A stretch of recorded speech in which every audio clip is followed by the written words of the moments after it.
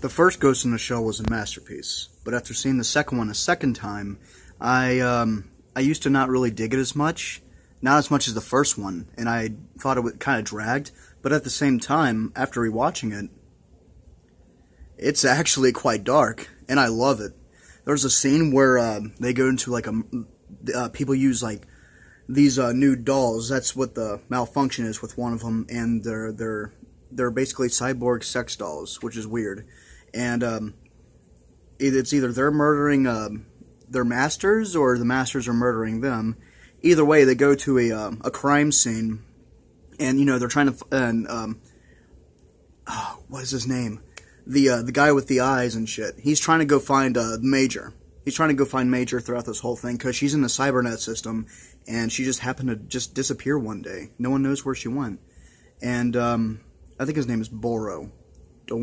Bado. I'm sorry. But anyway, there's a scene where they go into the crime investigation. The dialogue is very good, especially for scenes like that when they're talking to each other. I love it when they like talk to each other without moving their mouths. Kind of like this weird like mind thing, like zapping from room to room. I thought that was kind of cool. But there's a scene where all these like knives and like bloody shit is in a sink, and people are finding bodies decapitated and shit like that.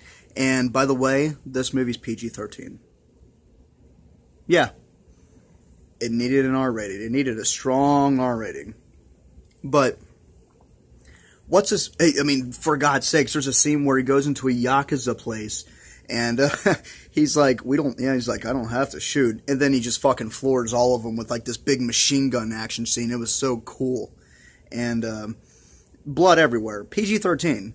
And, well, they go and try to find the Major throughout like this, somehow, like there's something fucked up, and it has something to do with like these sex doll things. And they go and find the Laughing Man. At least that's what I think he is.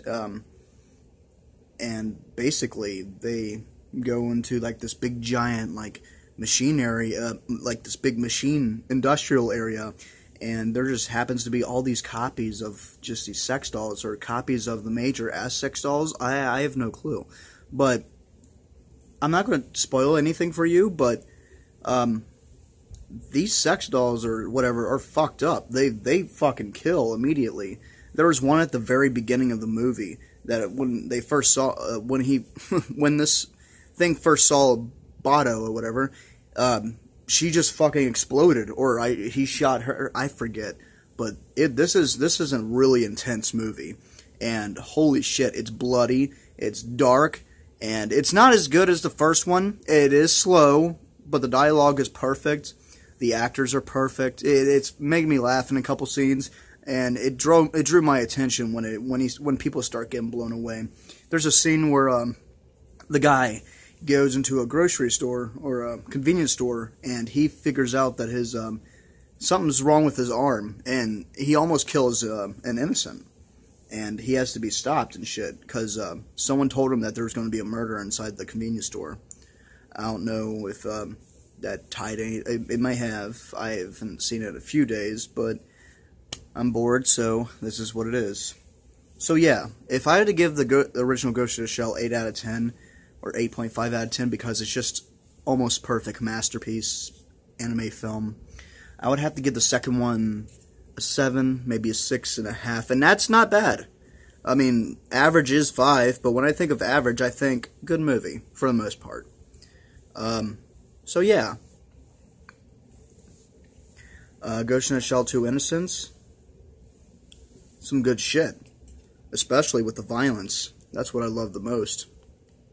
And the music is back. The creepy, like wailing music. A lot of people are annoyed by that, but I think it's fine. It's not bad. It's just, it is what it is. So, kudos to you guys. Thank you all very much for watching, and I'll see you in the next video. Goodbye, ladies and gentlemen.